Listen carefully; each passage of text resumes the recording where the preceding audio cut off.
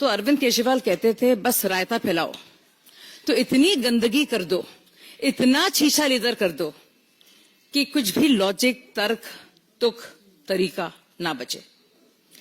इतनी बातें कहने को हैं। मैं गुजारिश करूंगी हमारे भाई सुधांशु जी से, आपके समक्ष कुछ और चीजें रखें। मतलब ये इसकी सिलसिलेवार ये जो सीरीज है चलती रहेगी। मित्रों, आज 1 जनवरी है। मैं आज आप सबको बधाई देना चाहता हूं कि रोमन गॉड जैनुस के नाम पर रोमन किंग न्यूमा मेम्फिलिस के द्वारा मूलतः प्रतिपादित, जूलियस सीजर के द्वारा started, pope Gregory the 13th के द्वारा 1582 में करेक्टेड और अंग्रेजों द्वारा 1752 में अंगीकृत इस अंग्रेजी नववर्ष के प्रथम दिन की आप सभी को बधाई। और 2024 का वर्ष गुजर चुका है और यह वर्ष भारत की राजनीति और विश्व में एक अद्भुत, विस्मयकारी, सुखद और विचित्र अनेक प्रकार के स्मृतियां छोड़ गया है। 2024 में जहां एक तरफ श्री राम मंदिर का उद्घाटन हुआ 500 वर्षों के बाद, 60 वर्ष के बाद देश में लगातार तीसरी बार किसी प्रधानमंत्री को सरकार बनाने का मौका मिला। प्रधानमंत्री श्री नरेंद्र मोदी जी को संविधान ने 75 वर्ष पूर्ण किए और हम पूरे वर्ष में फास्टेस्ट ग्रोइंग लार्ज इकोनॉमी में से एक रहे। परंतु उसी के साथ एक विचित्र संवैधानिक उदाहरण भी इस 2024 में देश ने देखा, जब जेल से रहकर एक मुख्यमंत्री ने सरकार को चलाया। पहली बात यह भी स्पष्ट हो कि ऐसा नहीं कि केजरीवाल जी जेल जाने वाले पहले मुख्यमंत्री थे जिनके ऊपर आरोप लगा और उन्हें जेल जाना पड़ा। इससे पूर्व में भी शिबू सोरेन जी, मधु कौड़ा जी, लालू प्रसाद यादव जी, जयललिता जी, करुणानिधि जी, ये सब पद पे रहते हुए लोग गए। परंतु कम से कम लालू प्रसाद यादव जी ने भी इतनी मर्यादा रखी थी कि पद छोड़ दिया था नैतिकता के आधार के ऊपर। परंतु 2024 में एक ऐसा विस्मयकारी और विचित्र उदाहरण देश को देखने को मिला कि जिन्होंने मुख्यमंत्री के रूप में पद नहीं छोड़ा, और उससे बड़ी बात, जेल में रह के पद नहीं छोड़ा और जेल से बाहर आके पद छोड़ दिया। इसीलिए जो उनकी विचित्रता है वो अपने आप में इतनी विस्मयकारी है कि किसी के लिए समझना थोड़ा मुश्किल हो सकता है। आज हम आपके सामने, चूंकि अब नया वर्ष आया है, इस अंग्रेजी नए वर्ष में नित नए रूप और नित नए स्वांग रचने वाले पार्टियों में कोई और नया चित्र विचित्र उदाहरण देखने को मिले, उससे पूर्व हम याद दिलाना चाहते हैं कि आम आदमी पार्टी उस विचार के साथ आई थी कि हम नई राजनीति लेके आ रहे हैं। और आज की राजनीति में सबसे बड़ी चुनौती सारे राजनीतिक दलों के लिए जो थी वो ये थी क्राइसिस ऑफ क्रेडिबिलिटी, विश्वसनीयता का संकट। एक विचार आम जनता में बना है कि राजनीतिक लोग जो कहते हैं वो नहीं करते हैं। भारतीय जनता पार्टी और एनडीए ने प्रधानमंत्री श्री नरेंद्र मोदी जी के नेतृत्व में इस विचार को बदला। हमने राजनीति में प्रामाणिकता को स्थापित किया और आम आदमी पार्टी उसकी दूसरी एक्सट्रीम है, जो कहते हैं वो कभी नहीं करते हैं। तो मैं सिर्फ आज 10 पॉइंट बताना चाहता हूं जो आम आदमी पार्टी और केजरीवाल जी ने कहे थे और उसका यथार्थ क्या है। उन्होंने कहा था कि जो लटकते हुए तार हैं, अनसेफ इलेक्ट्रिक वायर्स, उनसे वो मुक्त कर देंगे। आज ये सवाल इसलिए है कि 10 साल उनको सरकार में हो गए, उससे पहले भी 2013 में भी उनकी सरकार रही थी। तो 10 साल से अधिक रहने के बाद दिल्ली में लटकते हुए बिजली के तारों की स्थिति यह है कि 26 वर्ष का एक नवयुवक 23 जुलाई 2024 को उन लटकते हुए बिजली के तारों की भेंट चढ़ गया। दूसरा उन्होंने दावा किया था कि 24 आवर क्लीन ड्रिंकिंग वाटर देंगे। और अभी जब गर्मी आया तो लोगों ने देखा कि उत्तर पश्चिम दिल्ली और बाहरी दिल्ली के क्षेत्रों में किस ढंग से पानी को लेकर हाहाकार था। और पत्रकारों ने भी जाके देखा। चलिए, आप नेताओं की बात पे, राजनीतिक दलों के कार्यकर्ताओं की बात पे विश्वास न करें कि वो उसमें किस प्रकार की दुर्गंध आती थी जिस पानी का प्रयोग करना पड़ता था। फिर इन्होंने कहा वर्ल्ड क्लास एजुकेशन सिस्टम देंगे, यह दावा किया। और इतना ही नहीं, याद करिए, इनके मुंह से निकल गया था दुनिया का सबसे बड़ा अखबार जो है न्यूयॉर्क टाइम्स में छपवाना कितना मुश्किल है। छपवाना शब्द था, कोई जाके उस बाइट को चेक कर सकता है। तो पहले तो पढ़े लिखे मुख्यमंत्री को यह नहीं पता था कि दुनिया का सबसे बड़ा अखबार न्यूयॉर्क टाइम्स नहीं है, दुनिया का सबसे बड़ा अखबार है जापान का यमुनो शिमरी। और अमेरिका का भी सबसे बड़ा न्यूयॉर्क टाइम्स नहीं है, अमेरिका का सबसे बड़ा है यूएसए टुडे। खैर, इस अत्यधिक पढ़े लिखे मुख्यमंत्री को ने कहा छपवाना कितना मुश्किल है। और हकीकत क्या थी कि high court has reprimanded that the flawed education system, और इसमें कई चीजों को लेकर कोर्ट ने अप्रसन्नता जाहिर की। यानी दावा ये और वास्तविकता ये। फिर इन्होंने कहा मेडिकल ट्रीटमेंट को बहुत इंप्रूव करेंगे, और वास्तविकता यह थी कि कोविड के दौरान क्या हाहाकार मचा, और उस हाहाकार के ऊपर ध्यान देने की बजाय प्रचार के ऊपर सारा ध्यान था। आप सबको याद हो कि मोहल्ला क्लिनिकों में जो भ्रष्टाचार की चीजें प्रकाश में आई, जिसमें एक प्रकरण ऐसा था कि एक दिन में 539 लोगों का निस्तारण हुआ, जबकि मोहल्ला क्लिनिक 9 बजे से लेके 1 बजे तक 4 घंटे में चलती है। 240 मिनट में 539 लोगों का निस्तारण, मतलब 20 सेकंड के अंदर डॉक्टर ने मरीज को देख भी लिया, असेसमेंट कर भी दिया, पर्चा लिख भी दिया और दवा मिल भी गई। और कौन सी ऐसी मोहल्ला क्लिनिक थी जिसकी इतनी कैपेसिटी थी कि सीसीटीवी फुटेज दिखा जाएगी 539 लोग आके कहां खड़े हो गए थे। यह यथार्थ था। उसके बाद उन्होंने कहा पोल्यूशन फ्री एनवायरनमेंट देंगे।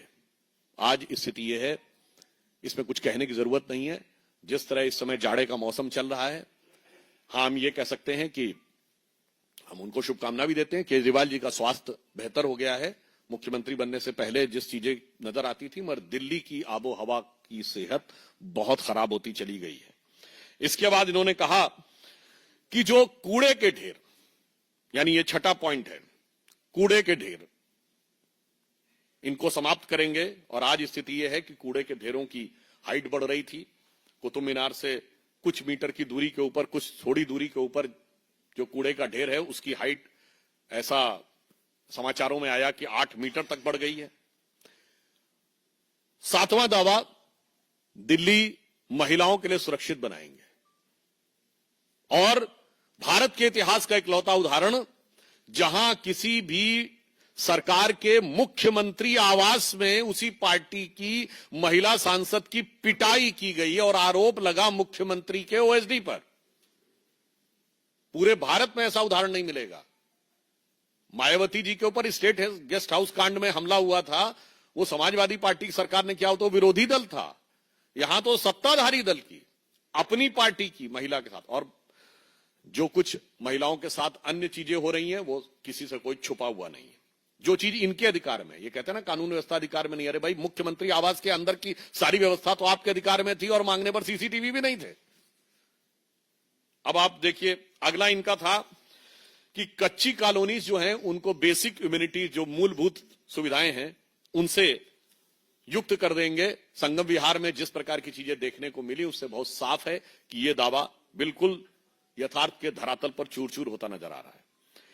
फिर इन्होंने ये कहा था कि जो झुग्गी झोपड़ी के में रहने वाले लोग हैं, उनको स्थायी आवास देंगे। आज 1 दशक पूरा होने के बाद भी ये दावा सिर्फ हवाई दावा है, जबकि प्रधानमंत्री जी के प्रेरणा से चलने वाली योजना में 3024 फ्लैट्स अब तक कालकाजी एरिया में झुग्गी झोपड़ी के लोगों को दिए जा चुके हैं। हम जो कहते हैं वो करते हैं, और जो वो कहते हैं वो कभी नहीं करते।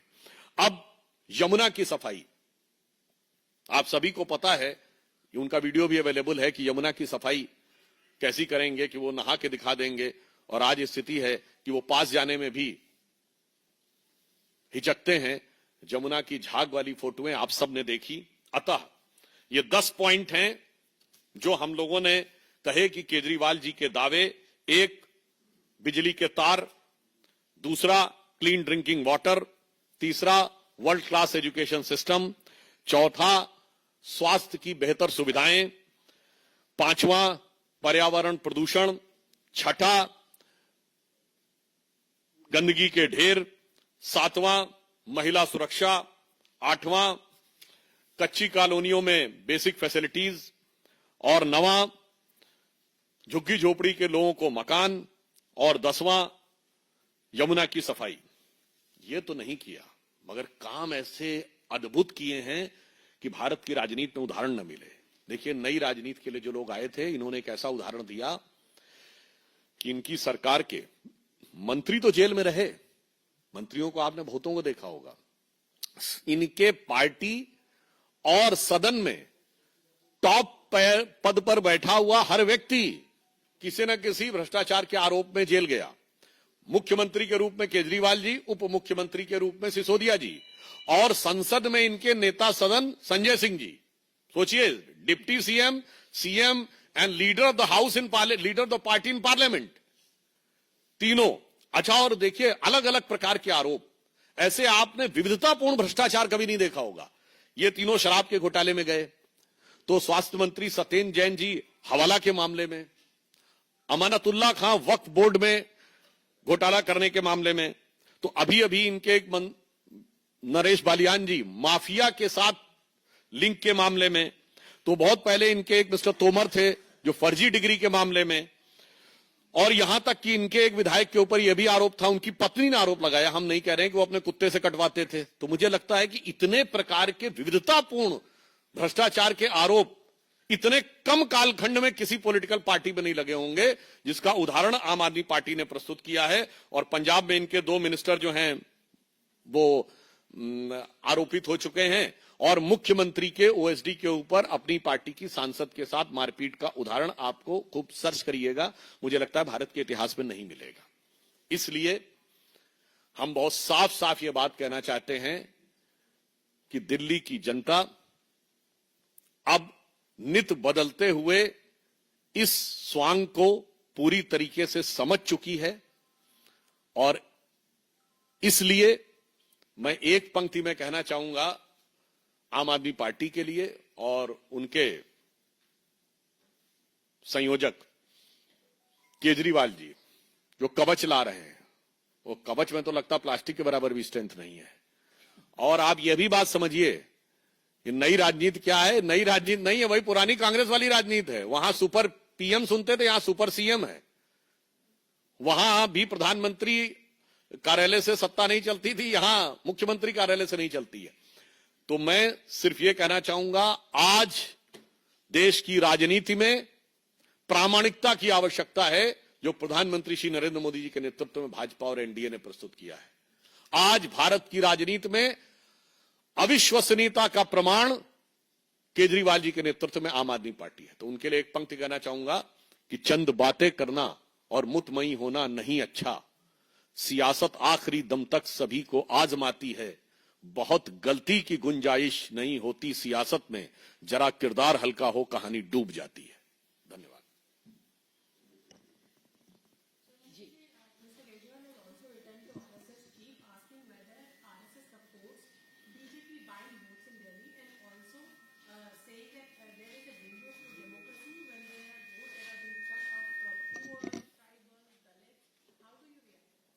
मुझे लगता है मीडिया में बने रहने की छटपटाहट और बौखलाहट में वो ये भी नहीं ध्यान रखते, जो सरकारी आदेश के द्वारा मुफ्त में दारू बिकवाते हैं, मतलब एक पौवे के बदले दूसरा पौवा फ्री देने वाले आज कह रहे हैं कि ये बांटा जा रहा, वो बांटा जा रहा। मुझे लगता है ये केवल मीडिया का ध्यान आकर्षित करने के अलावा और कुछ नहीं। और मैं उनसे कहना चाहता हूं, संघ को लिखिए नहीं, संघ से सीखिए। झुग्गी झोपड़ी और दलित बस्तियों में काम करने वाला भारत का सबसे बड़ा ऑर्गेनाइजेशन है सेवा भारती, जो आरएसएस से जुड़ा हुआ है। तो सेवा का भाव सीखिए, सियासत की चाल छोड़िए।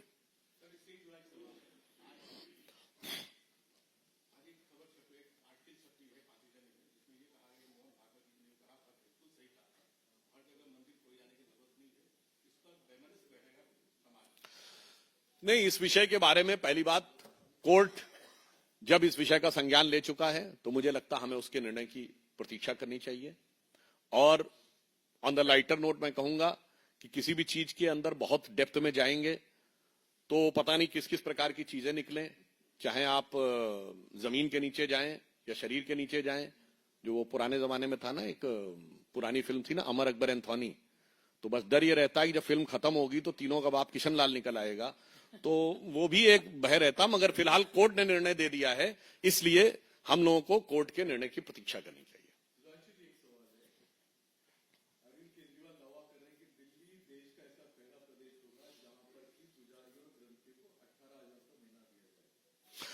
देखिए, भारत की परंपरा में, पंचतंत्र में आप लोगों ने बगुला भगत जरूर सुना होगा।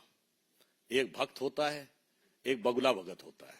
बताइए, जिन लोगों ने धार्मिक मामले के ऊपर क्या क्या नहीं बोला है, और वक्त आने के ऊपर मैं बहुत साफ बात कहना चाहता हूं कि धर्म के प्रति आस्था और संस्कृति के प्रति आस्था, जो मंदिरों के खिलाफ रहते थे, जो राम मंदिर के खिलाफ थे, कहते थे कि राम मंदिर तो हमारी अननेसेसरी, इनको परिवार को बीच में नहीं लाना चाहिए, मुझे लगता है वो ये करने का प्रयास। और दूसरी बात, उन्हें करना चाहिए। फॉर्म किस बात का भरवा रहे हो भाई?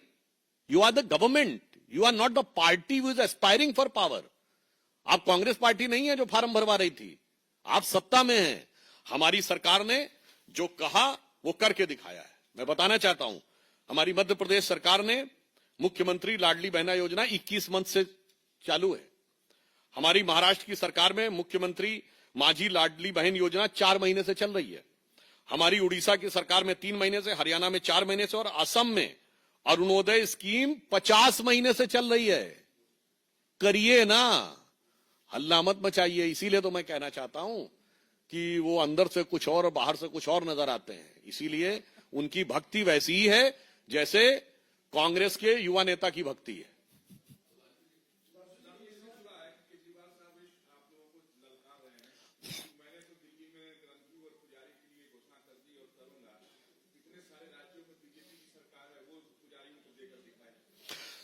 देखिए, एक बात मैं कहना चाहूंगा।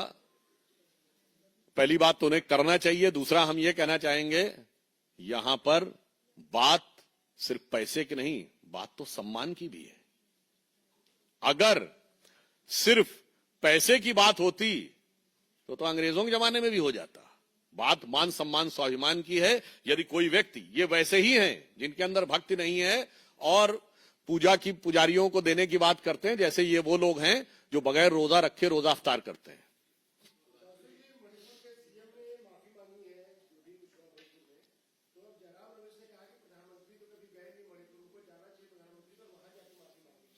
मेरे विचार से जो कुछ इस विषय की गंभीरता और संवेदनशीलता को दृष्टि में रखकर मणिपुर के मुख्यमंत्री जी ने कहा है, उसे उतनी ही गंभीरता और संवेदनशीलता से लेना चाहिए और उस पर किसी भी प्रकार की राजनीति करना अवॉइड करना चाहिए।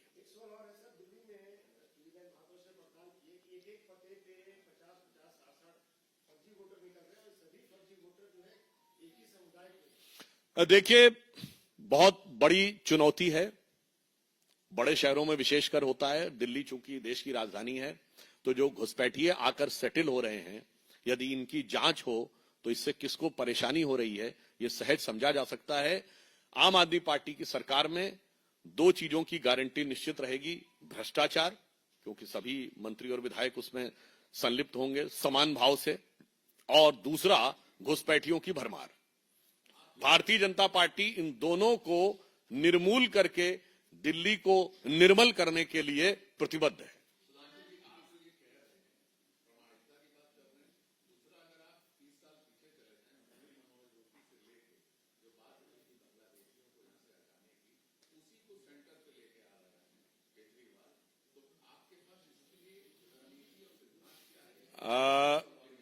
देखिए, हम उसको आइडेंटिफाई करके कार्य कर रहे हैं, मगर मैं पूछना चाहता हूं, वो पार्टियां जिन्होंने सीएए पारित किया भारत सरकार का, उसके विरुद्ध विधानसभाओं से प्रस्ताव पारित कर दिया, वो आकर जब आज ये बातें करती हैं तो मुझे लगता है कि कौन चेहरा है और क्या मुखौटा है देश की जनता समझती है। धन्यवाद।